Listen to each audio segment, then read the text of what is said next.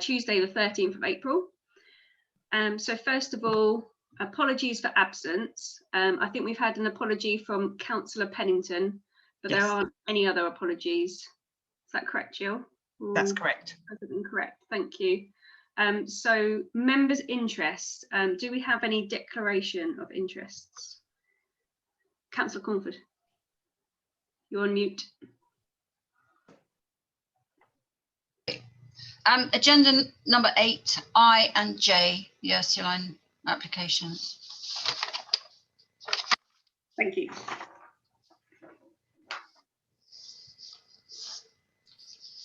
Oh, I sent you an email, Councillor Cornford, about another planning application. I don't know if you've got it with regards, but I think anyway, it's fine.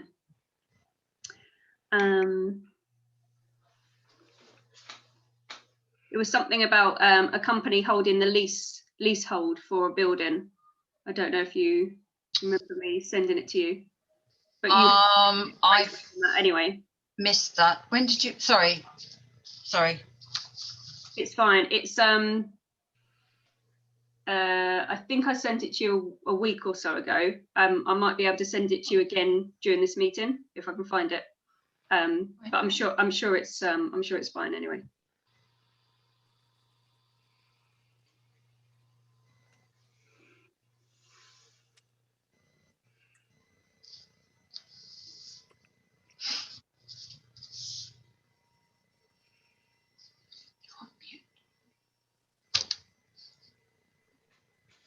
Councillor Scott, you're muted. No, it told me I was muted, but I didn't click on mute, which was weird. Oh, the powers of the computers taking over your life. No, telling me to shut up. So, so the minutes of the previous meeting held on the 9th of March. Do we have any comments on those meetings, on those minutes? No. So can I have a proposer and seconder to receive those? Councillor Cornford and Councillor Page, and all in favour. Thank you very much. So chairman's announcements. I have no announcements to make this evening. Public participation session. I don't think we've got any members of the public wishing to participate. No. So planning decisions made by TDC. There was an application which I don't think we actually have seen. AJ's Hair Salon, erection of 2-storey dwelling following demolition of existing storey building. That was refused permission anyway. So moving on to 7, any significant previous approved and awaiting approval planning applications. So are there anything that we need to discuss that have got significant implications for the community tonight? No. Okay. That's just in there just in case we need to sort of check up on anything that's ongoing. So if we move on to 8, because there's quite a lot of planning applications to get through. The first one is 2 Colton House, 32 Westgate Bay Avenue, Westgate-on-Sea. They're requesting a home oak at the front of the property to be felled, 2 sycamores at the back to be felled, and then 2 more sycamores to have their crown reduced by 3 meters in radius. So we've had a couple of reports, one from our tree warden and also from the tree officer, all of which saying that none of these trees should be felled. However, when I went round there is a significant effect of the 2 trees at the back on the property wall. So it would seem like these trees have self-seeded, possibly. They are very big, and as they're growing, the wall at the back of the property is bowing outwards. So I was a bit concerned that this hasn't been taken into account in the reports. The tree at the front is a home oak, So it would be definitely beneficial to have that TPO'd. And the trees at the back, possibly the sycamores, the tree officer has suggested that they're very high quality trees and possibly would reach the criteria of a TPO. However, I am a bit concerned over the fact that this is not being addressed, that the wall could actually, you know, is bowing out, and there is an implication. It's a little bit of a tricky one, and I didn't get a chance to speak to the TDC tree officer about this. When I did speak to him about it, I thought that we were in agreement with regards to the impact on the wall, but then when I saw his report, he's suggesting that all of the trees should be TPO'd. So I have some sympathy with the owner of the property as to why they want these 2 trees to be taken down. I don't know if anybody else looked at this. I know that because it's such a lot of planning applications, we were delegating them out. I did take some pictures as well, but I've got it on my phone, so I can't show people, but there definitely is a significant effect on this wall. So, Councillor Page. Yes, I agree with everything you've just said, and we do need to have consideration for the boundary wall. It's tricky when you're trying to preserve trees in the area, particularly a conservation area, but we do need also to have a balance between that and maintaining people's properties in good condition, and the owner is obviously trying to do that by putting through this application and trying to do it the right way.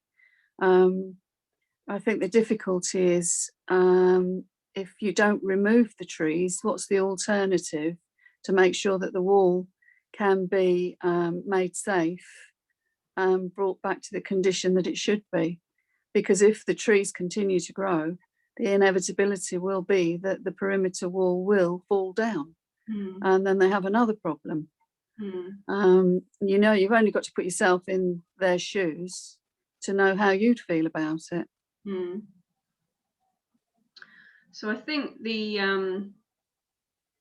problem here is that the application is for a variety of things. So it's 2 trees at the back to be felled for the protection of this wall, and then a reduction of the crown of a couple of trees, and then removal of a tree at the front.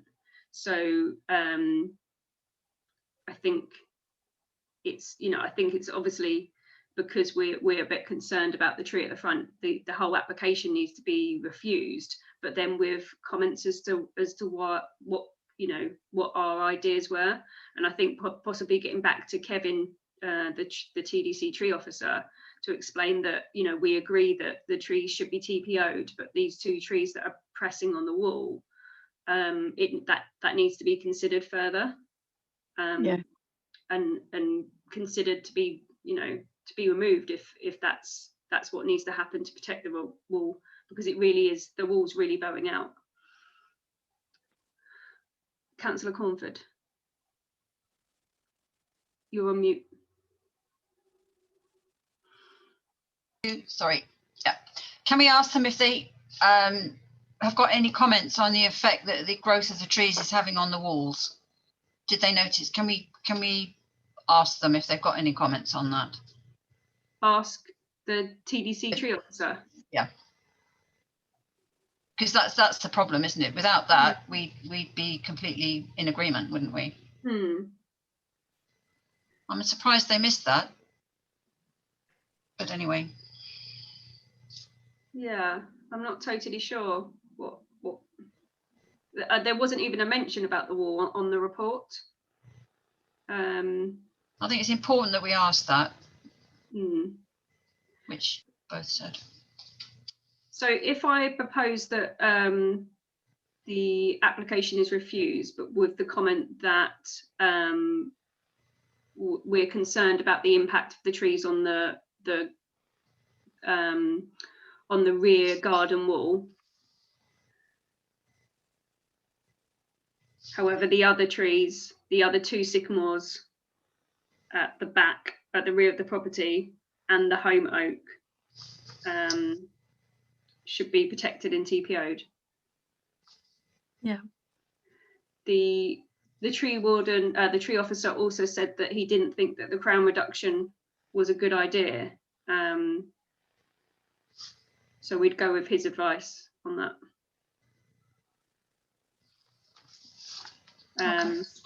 The reasoning for the removal of the tree at the front of the property was that it was lifting up the some of the floor. However, this when I looked, the impact seemed to be very, very minimal. So we definitely would like to promote the TPO of the home oak at the front, because it's part of the conservation area and mirrors the trees in the square across the road. Yeah. Okay. Do I have a seconder for that proposal? I don't know who to take. All your hands came up. Councillor Page, Councillor Page, take Councillor Page. Councillor Page, and all in favour? Thank you. So the next planning application is flat 4, 11C Road, Westgate-on-Sea. Erection of railings and screen to form first floor balcony together with insertion of door to the first floor side elevation. So this is one of the properties along the seafront, and it's property managed by Beddingfield and Cornford, I think it is called. And one of these flats wants to come out of the side of the first floor and create basically kind of a sun terrace. So the property is facing the sea, and it has 2 sides to it, 2 lower floors, and then the flat is on the first floor, and they want to have a door out of their first floor onto the ground floor, which is actually somebody's bedroom below. So, you know, who wouldn't want a sun terrace out the front along there? But when you look into it a bit more closely, so this is in the conservation area, they say that other areas have balconies like this and have these kind of railings. However, at no point along that seafront is there this sort of sun terrace jutting out of the side of the building. And if it did go ahead, it would cause quite an imbalance when you're looking at the property. You'd have sort of a sun terrace on the right hand side, and then you know, detailed features on the left hand side. It would be a very modern application to the conservation area, and it seems like everybody in the flat seems to have objected to it as well. So it's not a particularly positive application. There's lots of complaints that have come in about it. I think it's the impact on the conservation area, to be honest. It would be, you know, really quite out of character, although lovely for the owner of the flat.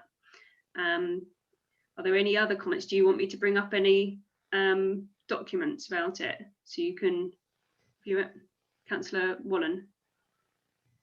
Yeah, it's not overly connected to the planning aspect of it, but it's connected to if it's on a flat, in a block of flats, and do they have the legal right to even do it? You know, I would imagine that they probably don't. And us giving them planning would, you know, consenting to planning would, you know, almost circumnavigate, be seen as a way of trying to avoid the legal fact that they can't do it. So we need to be very careful before we give permission to something which might not even be legal. No. I think the weird thing is that those two things are separate.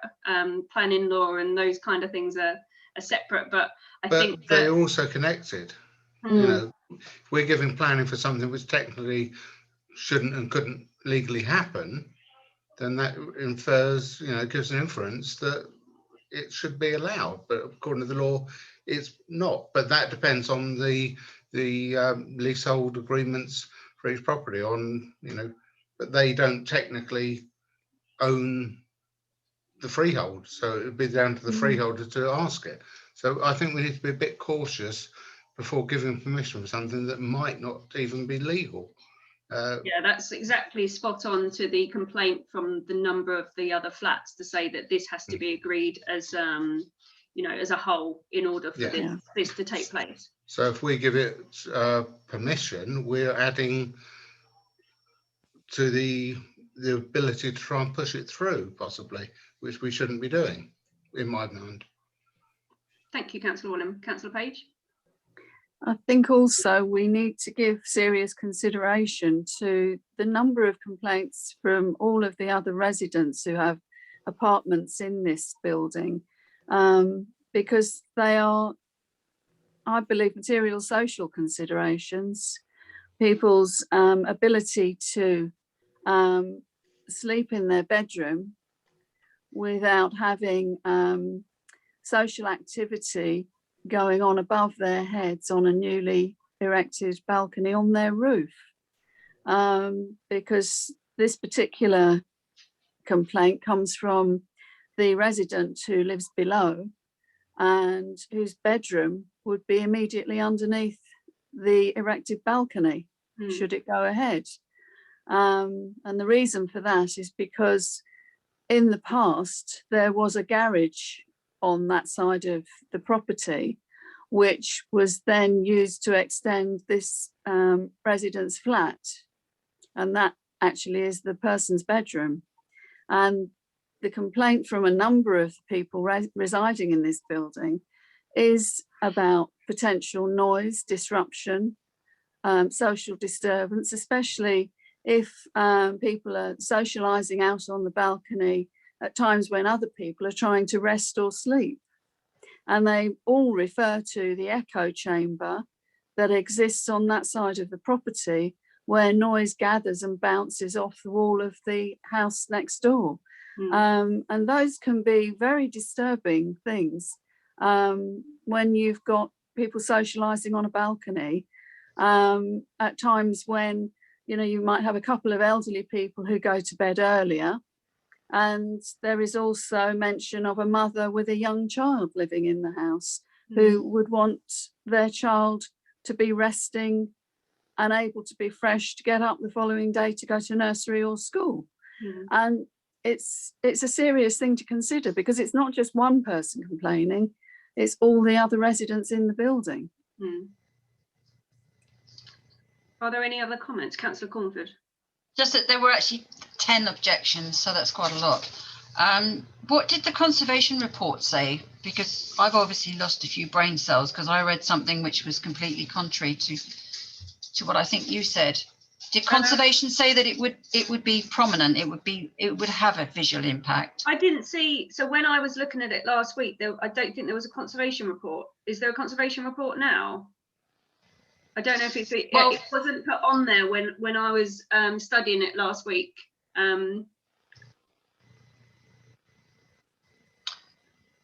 Well, I read that conservation said there was no visual impact.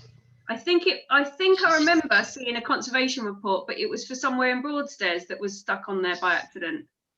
Is that correct, Councillor Page? Oh, I'm just looking at my own notes from looking through this, and the conservation officer says it would have a neutral impact to the surrounding conservation area. Yeah, this is for Buckingham Road.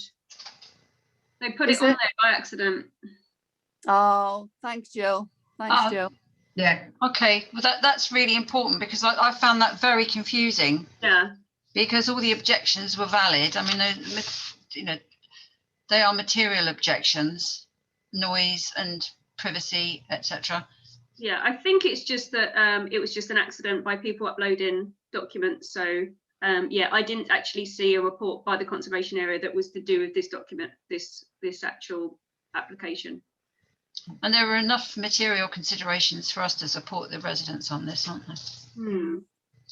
Oh, and just one other thing, you mentioned about the agents, nothing to do with me. That's what I thought. Thank you.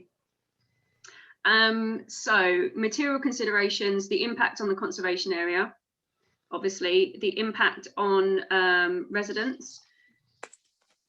Jill, the wording for the impact on the residents and noise and nuisance, is that correct? For the planning material? Yes. Yeah. Material consideration, yes. Thank you.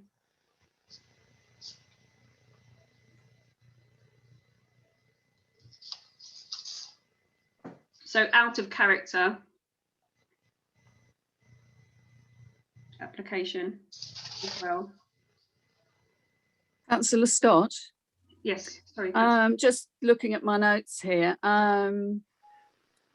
There's also reference to the fact that maintenance of the balcony, should it go ahead, and maintenance of the flat roof, which is actually the responsibility of the downstairs neighbour whose bedroom this is going to be on.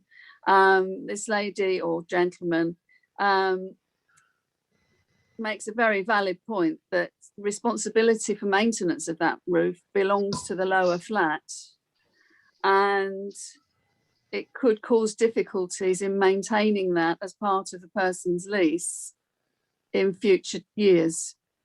I think it only needs to be done every 7 years, but nevertheless, they have put that through as a consideration. So it's not a material planning consideration, but our concerns are the fact that this hasn't been agreed by all the leaseholders and the impact on the leases. Councillor Cornford, you might be able to explain that in a better way. No, I was just going to say that the material consideration which is important is the noise. No, that alone. And the fact that we do need to support the residents on this.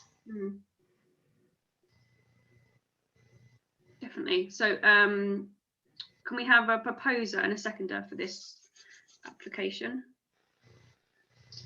Councillor Page proposing, Councillor Wallen seconding. All in favour? Thank you. So the next one, 38 Station Road, Westgate-on-Sea. So this is a bit of a tricky one. Variation of condition 2 planning permission for change of use from retail to public house, which obviously this is Ginger's, it's been a public house for a while, so it's kind of retrospective, but that's not the point here. It's actually to allow alteration of opening hours. So I wonder if Jill, could we bring up the application for this? Thank you, because I think this is important to read through. Basically, the application was that they wanted to increase their opening hours until 1:30 in the morning from Monday to Sunday, from 12 o'clock opening. And they stated the reason being was to bring it in line with the pub up the road. Now, the pub up the road wasn't stated, and also the planning officer has made it clear that the pub up the road hasn't actually got any clear guidance as to the opening hours. So there's a number of things that are a little bit tricky with this, and the one thing is that it's been agreed by the planning officer, so it's delegated to the planning officer. And I wonder if we can bring up the reason why she's agreed it. Yeah, in the documents. Thank you. Decision notice. Yeah, I think so. Do you want the report as well, or just the decision notice? The report will be useful in a minute, I think. Okay. So yeah, so the decision was that it's been approved.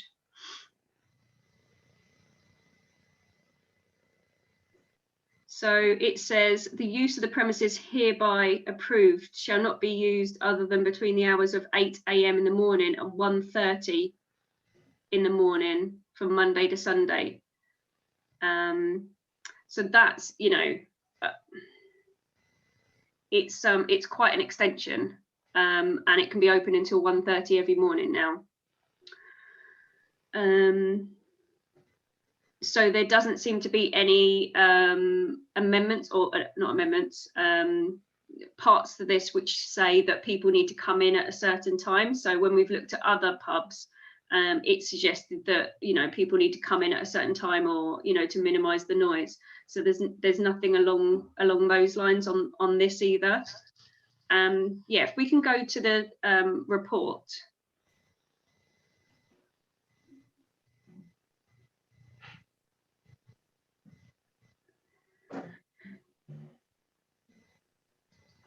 So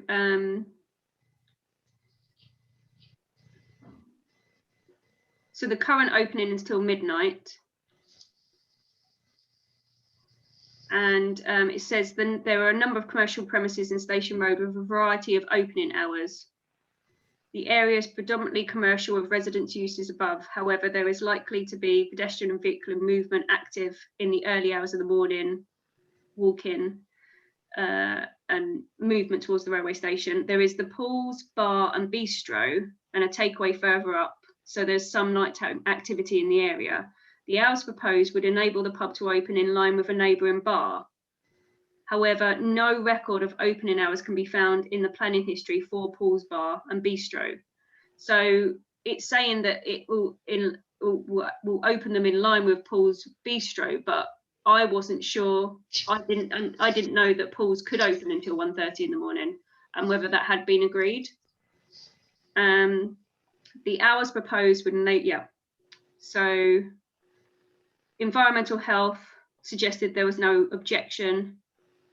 And it is considered the opening hours proposed would unlikely lead to a significant increase in noise or disturbance and would not therefore adversely affect the amenities. So this, for me, is rather concerning, because I didn't realise that Paul's Bar was allowed to be open until 1:30 in the morning. If it hasn't been agreed, if there isn't a clear opening hours for them, then this is going to set a precedent for Paul's Bar, and also for the bar that's opened up in the middle as well.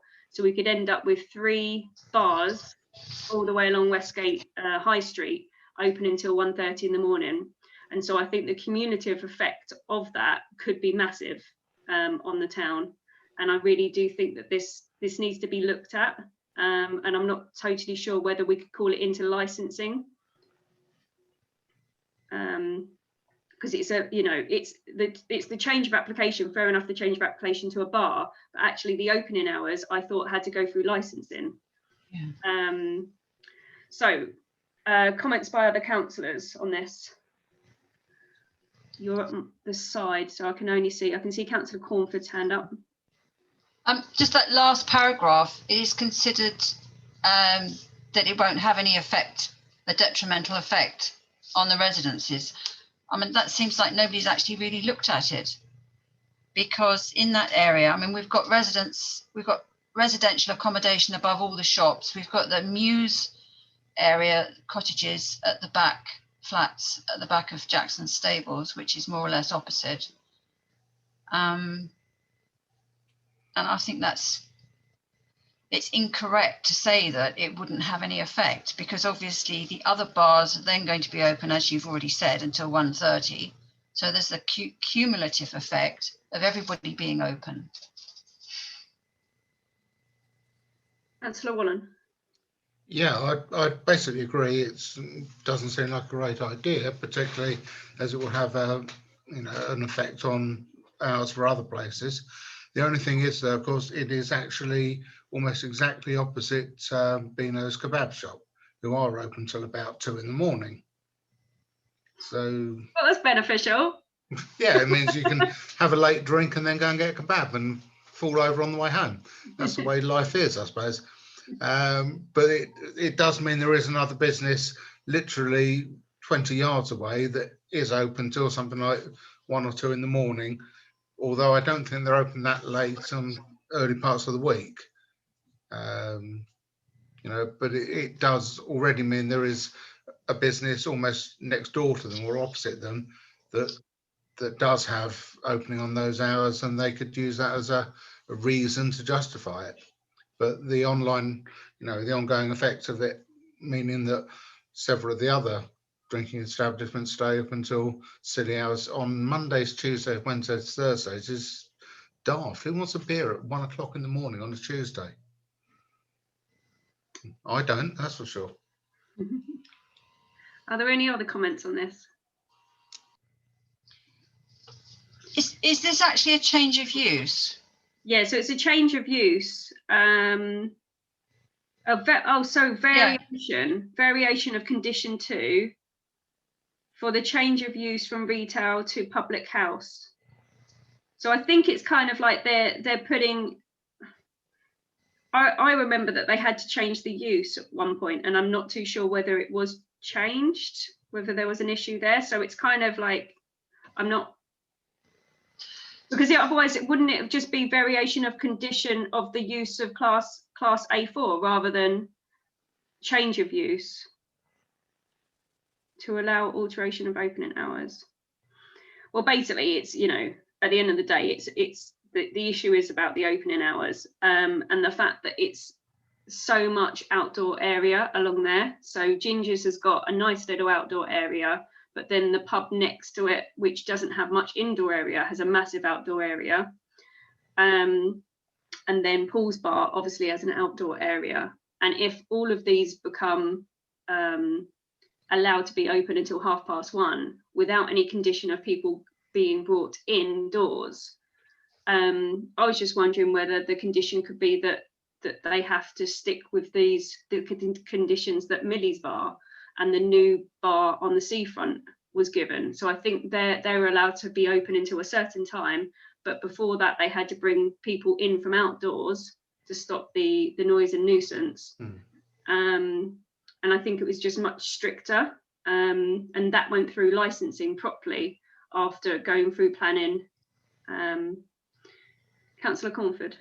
It should really go through planning first, and then they do the license, because if they don't get the change of use, they won't be able to operate those hours.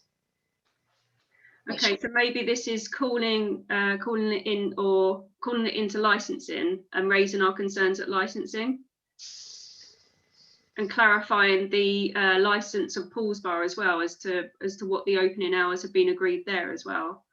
I think that's important. Jill. Yeah, I was going to say I've offered to contact the licensing team and check this out for clarification.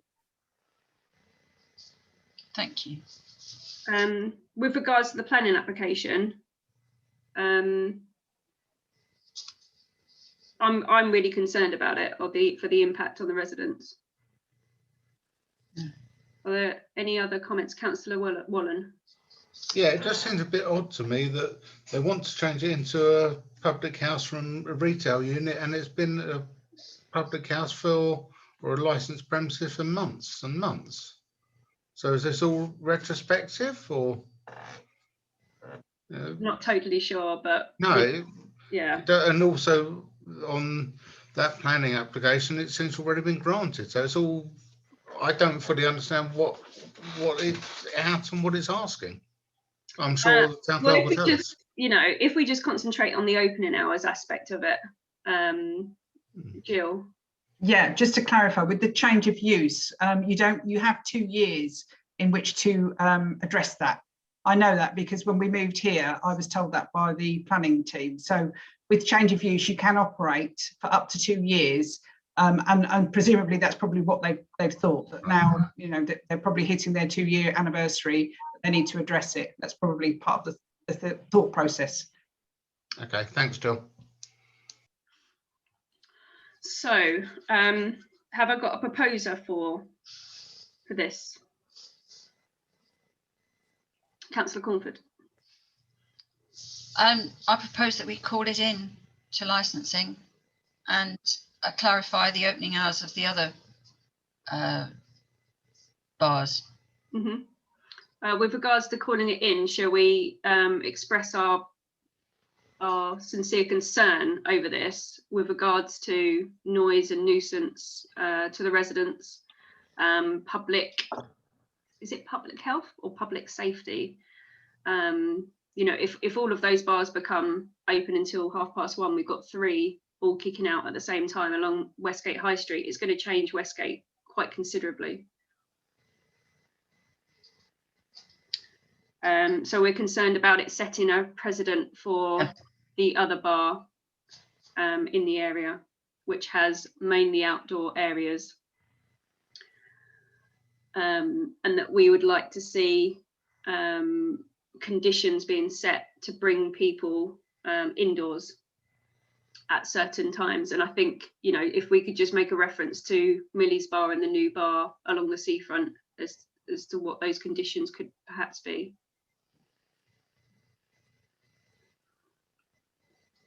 Is that okay, Councillor Cornford? I've added to your proposal. Yes. Well, yes, that's fine.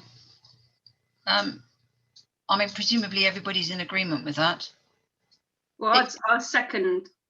No, it's about setting the precedent for an area which is, you know, there are a lot of residential premises around there, and because there's a possibility that every bar that opens, I mean, we've already got 3, could be open until 1:30, is not good. We need to protect the residents from excessive noise. I mean, I don't know whether highway safety comes into it. Late night traffic, taxis. I think for Ginger's, in itself, it's a lovely little bar and it has a small outdoor area. If there was conditions placed on it to bring people indoors at a certain time, then it doesn't wouldn't in itself seem to be a problem. But if then all 3 of them had, which you can't kind of give one opening hours until 1:30 and not give them all, then, you know, this is a massive impact again on the conservation area as well. And the other thing is, what are the opening hours in other areas like Birchington and Margate? Because if they close earlier, say 11, then we're going to get the business, which is good for the business, obviously, but people are going to come to Westgate to drink after midnight. Okay, so I'll second your proposal. Is everybody in agreement with this? Thank you very much. So next one, Councillor Donaldson, 16 St Luke's Close. Yeah, I've looked at this one, 16 St Luke's Close, and I also visited St Luke's Close. It's St Luke's Close is, you know, a cul-de-sac at the back of, at the bottom of the close. There are sort of 7 or 8 houses which are terraced houses, and this one is the N1 on the right hand side. So it's sort of well out of the way, and I think that you know, it's essentially demolishing the existing extension, 1-story extension at the back, and building you know, a new extension, a new why they want to demolish the old one, I don't know. I don't think it's said in the application, so I think it seems fairly straightforward, and we maybe should grant permission. Thank you. Are there any other comments on this plan application? So when I looked at the documents, there was a tree survey or like a document to say that there was a number of trees which could be associated with the application, and it stated that they're unknown trees, but it didn't state if there might be impact on the trees. So I don't think there would be. However, it just sort of said in the plan that these are trees sort of in the area, but it didn't say, look, there'll be no impact from this building on them. And I think it would just be, you know, I think it would just be useful if it was made clear that there won't be any impact on these trees in the vicinity of the area. Councillor Cornford. On the report, it said there wouldn't be any felling of trees. Okay. And there was no impact on sort of the root zone of the trees. There didn't seem to be any impact on the trees. No, I mean, I couldn't actually find the tree survey. It was just, it wasn't really a survey, it was just a plan Right. to show Yeah. there was, you know, these couple trees and then there was circles around the tree. Yeah, on the application, it Yeah. said there wouldn't be any felling of trees. Okay, And there were no objections either. I think you Okay. said that, didn't you, Yeah. Councillor Donaldson? Sorry. Yeah. Yeah, there were no objections. okay. So Councillor Donaldson, you want to propose no comment? Yes, please. Yeah. So I'll propose no comment. Councillor Cornford seconding. All in favour? Thank you.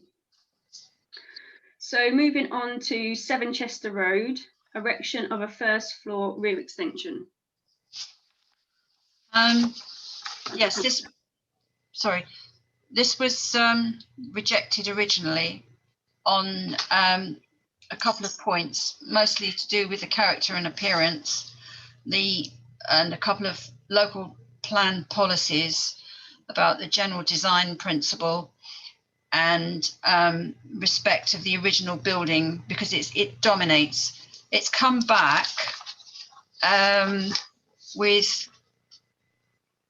the same size, a bit of a nod to the design, the general design of the houses in Chester Road, in that they're using render and detailing to match.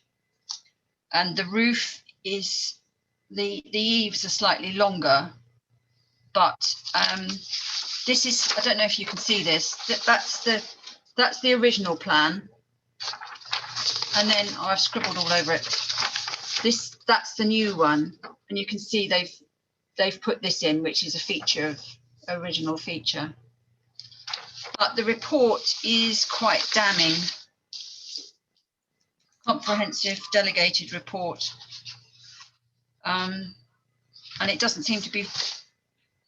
It still seems to be dominant and protrude, and not enhance the conservation officer. The conservation requirements is that it actually enhances the area, and it doesn't. So I'd recommend that we reject it. Okay. I don't know what anybody else thinks. But So based on the conservation officer's report, you're proposing that we reject this application? strong words were used: obtrusive and discordant form of development. Okay. Yeah. Right. And it's good to see that the conservation area is being respected. Lovely. Okay. Are there any other comments? No. So I'll second your proposal. All in favour? Thank you. So next application is 17 Victoria Avenue, variation of condition 3 of planning permission for the erection of a 2-storey, 2-bed dwelling to allow alterations of approved bricks from Redburn Port Royal bricks to Crest Old Anglican facing bricks. Councillor Wallen, I think you looked at this one. I did indeed. Keep it nice and quick and simple. I can't see any issue with it. The bricks look, or from the documents they provided for what they look like fine bricks to go in with what current brickwork is in the building. And if the ones that they've been granted permission to use no longer exist, then they can't use them. So it seems a fair enough swap over to me. Was that the reason for this swap? Yeah. They put in the report. Yeah, the ones that they were granted permission to use are no longer created, no longer made, so they can't use them. Is this in the conservation area, Councillor Wallen? Pass. got to be honest, I can't answer you that one. Victoria Avenue.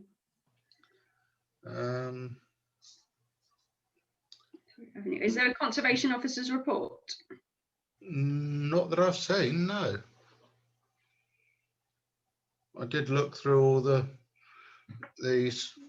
documents on TDC's page, and I didn't see one. I might have missed it, but I certainly didn't see it. That's fine. Just trying to look up Victoria Avenue. And it gave, that's where I saw the picture of the new look of the bricks, and they looked fine. Chloe, thank you. Do you know where this is? It's opposite me. I don't think it falls in the conservation area. I did check. Thank you. Close to it, but not in it. Yeah, I think at the end of Quex Road, I think that's where the conservation area stops.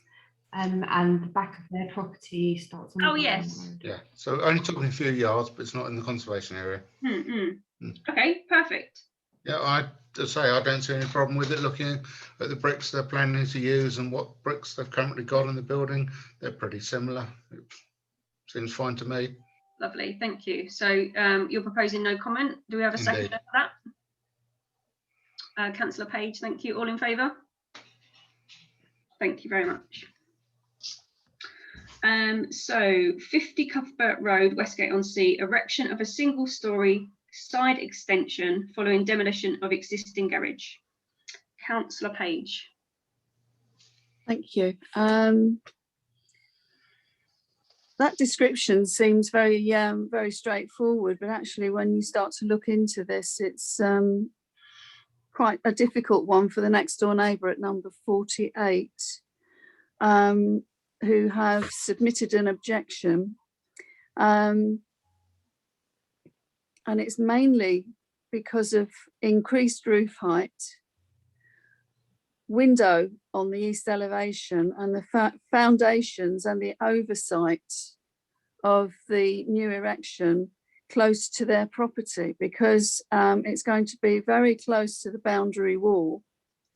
And in order to complete the new extension, the neighbour is saying that the work will need to be dug down beneath their boundary wall, and they have a concern regarding that because it could cause potential movement or damage while the work is being done. Particularly as they say their property was built in the 1920s and has been mentioned in conservation documents in the area. Another element that's very important to these residents at number 48 is the loss of light. When the sun comes round, the increased roof height is going to affect the light into their kitchen on that side. No dimensions have been provided by the applicant, and the resident at number 48 says that they have requested dimensions so that they can get a realistic view of what's going to actually be built, but they haven't been able to get those measurements. They have calculated themselves that the new roof is approximately 5 metres high and would be 2 metres higher than the existing roof.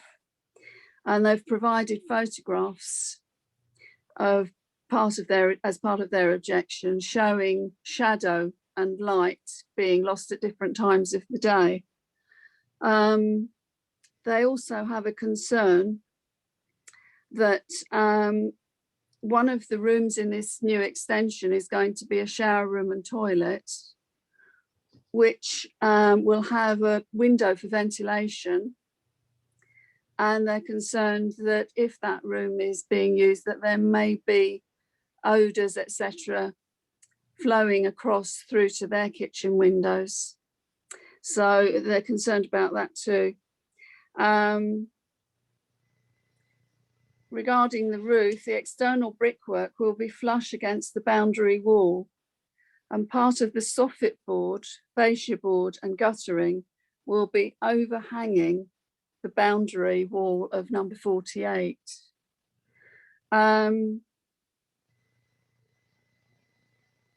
So it's not as straightforward as it might sound in terms of the next door neighbour. Are we able to bring up any images of that, Jill, by any chance? Thank you. So this is, yeah, 50 Cuthbert Road. So this is the objection. Is that what you want to see? Or did you want to see the drawings of the actual? I think the objection uses a lot of the images. It seems to be. Yeah. Do you want me to go to the top of the objection? Yeah, that'd be good, thank you. Oh, okay, I think I was just wondering whether there's any images with regards to how it's going to butt up against the wall.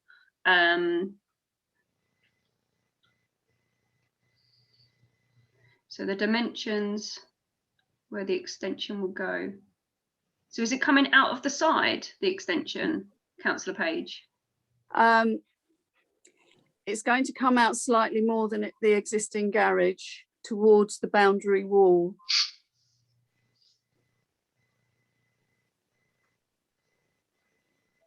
Yeah, that picture 3 is supposed to show the dimensions between 48 and 50 where the extension will go.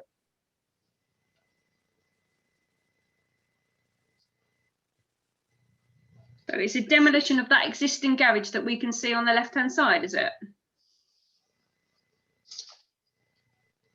That one. Well, that would be the garage that would be taken down Mm-hmm. to make room for the proposed extension. Yes. And then it's then going to be built like that, but 2 meters higher. 2 meters higher. And that was in the application that it says that it's going to be 2 meters higher than the garage. No, that's, if I can refer back to what the resident at number 48 says, that there are no dimensions provided, and I couldn't really see any either. But they have calculated that the roof would be approximately 5 meters high, which would be 2 meters higher than the existing roof. Mm. And without dimensions, it's very difficult.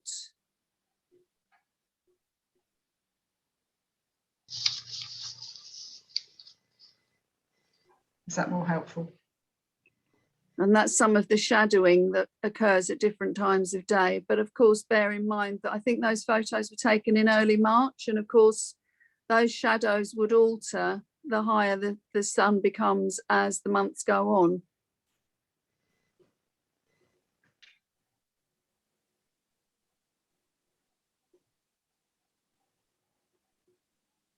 Oh, so they've put sort of markers in to try and show a shadow in.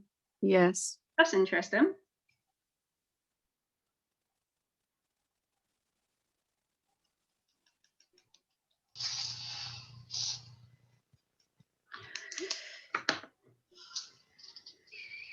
It is a tricky one. There's obviously still space between the kitchen and the boundary wall, but they're concerned obviously about this increase in height. Are there any other comments from councillors on this? After we've seen Councillor Cornford. I mean, this is a very comprehensive objection, which gives all the information. And also from material consideration point of view, it would be overlooking and overshadowing the neighbouring property.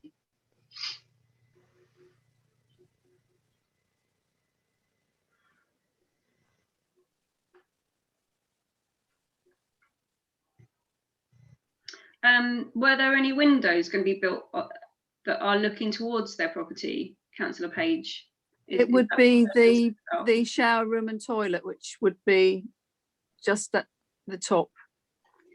And that's where they're concerned about any odours coming through if their own kitchen window is open, which they feel would be slightly antisocial. But they are concerned about the overhanging of their boundary as well. So if there were windows placed along the side of that garage, that'd be looking straight into their kitchen. Yes. So that's what. So I think, you know, the material considerations, as Councillor Cornford's just pointed out, are overlooking and loss of light. Depending on obviously the dimensions, which we're not completely sure about, but this is the concern. So, Councillor Page, do you want to make a proposal for this? I wonder if we could call it in to have it investigated further, given that we don't see any dimensions and the serious concerns that number 48 have about this. I think it's fair to get further information which could clarify a number of questions. Would that be possible? Yeah, I think that would be possible. What do you think, Jill? Yes, so I was going to say, so for material considerations, I think you've just said 3, haven't you? Which was overshadowing, overlooking loss of privacy, and the loss of sunlight. Mm-hmm. And then calling in, obviously that's an email to Councillor Banbridge. Yeah, so if you could put on there as a note that these concerns would be the case depending on the size of it, which we haven't got the dimensions. So this is the reason why we wanted it called in, to look at the dimensions and then look at the impact of those dimensions. Councillor Cornford? I mean, will we be concerned about the maintenance of the overhanging gutter and fascia and soffit, presumably? You know, the maintenance would have to be done from the neighbour's property. Somehow doesn't seem right. So the design of the roof would need to be such, yeah. Because they're effectively building onto somebody else's land, aren't they? Yes. Which doesn't seem quite right. So with a flat roof, with that flat roof, you can just get up on it, can't you? So you don't have to go into the other person's garden. Well, there's also the whole wall width. You know, there is access. Whereas that wall would be flush with the extension. That would create a completely flush wall.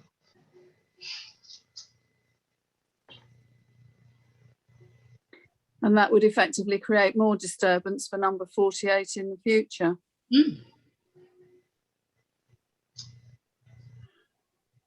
Okay, that's an important concern as well. Yeah, and that would be a non-material consideration. Yeah. Okay. So have I got a seconder for Councillor Page's proposal? Thank you, Councillor Cornford. All in favour? Thank you. So moving on to the next one, 30 Cambourne Avenue, an installation of a replacement shop front. Councillor Page is leading on this as well. Yes, this one is the Fish Inn in Cambourne Avenue, and we very recently had an application regarding the installation of a replacement shop front, which was approved. And this latest application is to complete the finishing off the front, changing the door position and change the door from wood to UPVC to match the rest of their property. It's not in a conservation area, as we noted the last time, and I think this is quite straightforward, and I would be happy to agree to this with no comments. Super. Any other comments, Councillor Wallen? Just, I'll second that. Lovely. All in favour? Super, thank you. So the next one, Ursuline College, 225 Canterbury Road. So this is proposed rationalisation and improvement of existing parking arrangements involving the upgrading and reallocation of car parking and minibus spaces, creation of 6 new car parking spaces, associated access and landscaping works. No increase to pupil or staff member proposed. So with these Ursuline College applications, Councillor Cornford's called a declaration on both of these, haven't you, Councillor Cornford? Yeah. Thank you. So yeah, Councillor Page is leading on this one as well. This, as you can see from the application number, is actually an application through Kent County Council, and that will be because it is a college and associated grounds. And the work proposed here is of itself fairly straightforward in that the upgrading and rationalisation of their car parking facilities will mean that, contrary to how it is now, which is a bit haphazard, there is no allocated parking. People come into the premises and park where there's a space. This rationalisation will actually have guided parking in chosen areas on the grounds. The thing to bear in mind with this application is there is a great deal of paperwork, particularly around tree and ecology reports. There are a number of them. But having gone through virtually everything on the application, I have to say that the work done on considering the trees on the grounds and the implication for creating parking spaces without affecting those trees has been done in a great deal of detail and done very, very carefully. Overall, there is only a recommendation to remove 2 trees at a very far end of the property. The rest will involve creating parking spaces underneath trees or in areas where there is just landscaping, and the consideration to how those works will be done has been done in fine detail, considering the impact of moving equipment, digging, the type of tools they're going to use, and it's been considered very, very carefully. And I can't see any problems with what's been suggested whatsoever. And when you see how the new layout will be, it's been done very, very well, very professionally. And I don't really see any problem with this application at all. It will actually make the use of the grounds in front and to the side of the college much more efficient and safer. Super, thank you so much for that update. I was wondering, have they got any mitigation for the loss of those 2 trees? Is there any extra landscaping that they're thinking of putting in, hedging or anything like that? I think there is an element of that because they're very aware of the need to retain as many of the trees as possible. And if you think out of the number of trees that are on that ground, to lose only 2 and then be replaced with some landscaping and done very carefully, I think they have mitigated it very well. They've thought it through carefully. This hasn't been done in a hurry, and they've gone into fine detail. They really have. Lovely. Are there any other comments with regards to this application, Councillor Donaldson or Councillor Wallen? No? Okay, super. Well, Councillor Page, if you'd like to make a proposal. Yeah, I think I would propose that we put this through with no comment. Or even you're quite sort of positive about it, would you like to support it and make a comment that, you know, the consideration around the landscaping was, you know, particularly impressive or something?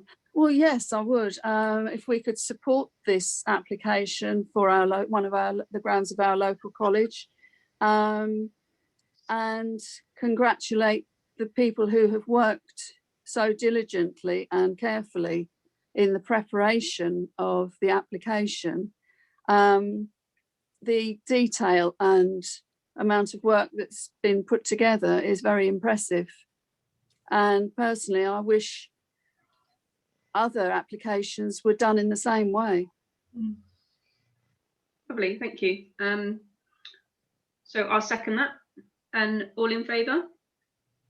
Lovely, thank you very much. So moving on to the next application by Ursuline College. This is a little bit more complicated, I'd imagine. Proposed demolition of 2 buildings, namely St Cecilia's and Little Braskia. An erection, I hope I said that correctly, an erection of a new single-storey building, new cycle park, parking shelter for 20 bicycles and associated landscaping works. Councillor Page. Okay, thank you. I personally didn't think it was that complicated, to be honest. The 2 buildings that they're proposing to demolish are very, very old and are in very poor condition.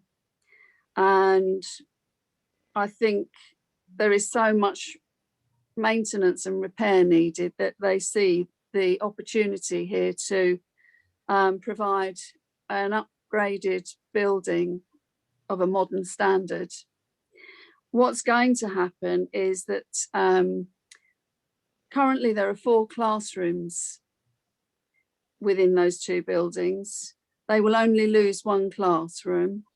They will maintain 3 classrooms when the new building is finished.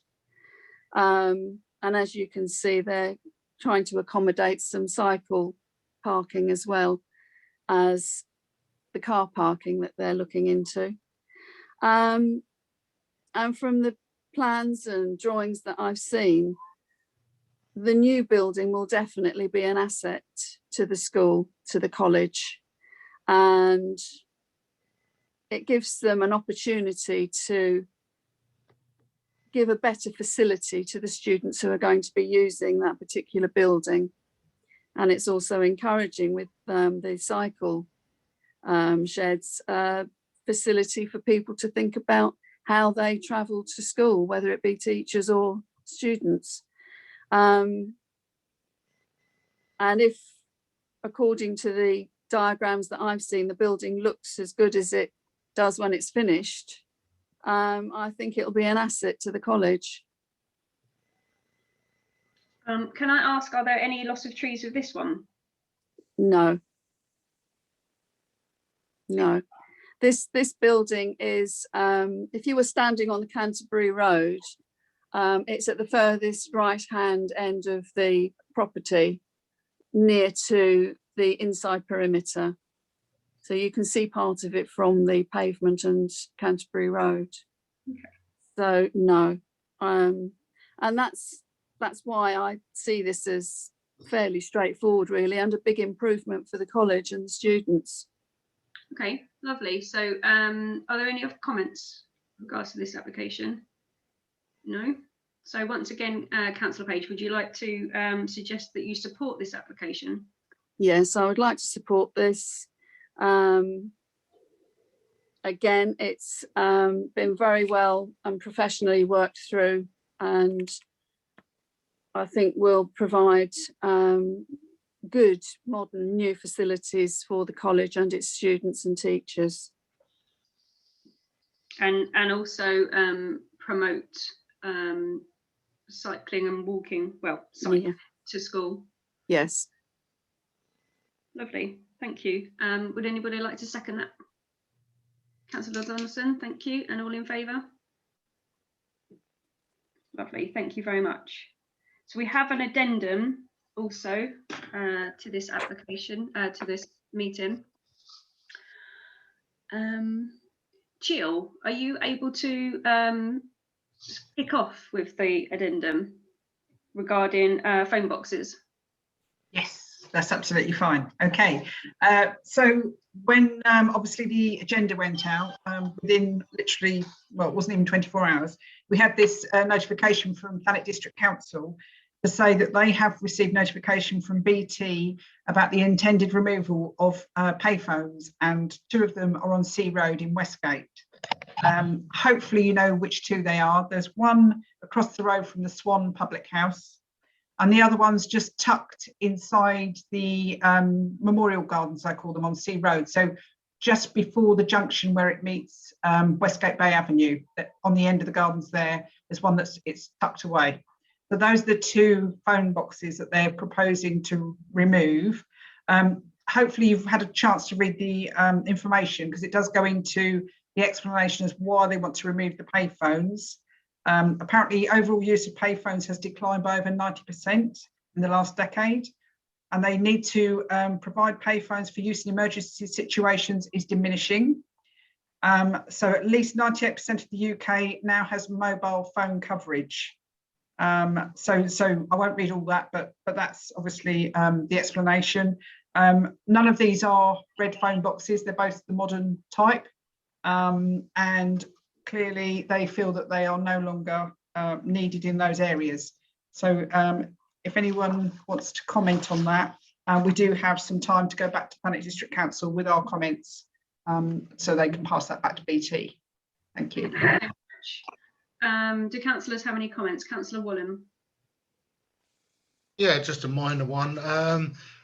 It's, although I and most of us do have a mobile phone these days, people who are out and about, or some of our residents are a bit older, might not have a mobile phone, and people who are out at the beach or something might not have access to a mobile, and they might desperately need to phone 999 sometime, and that's the only way they can do it. But that's the way it's going across the country. Payphones are going, so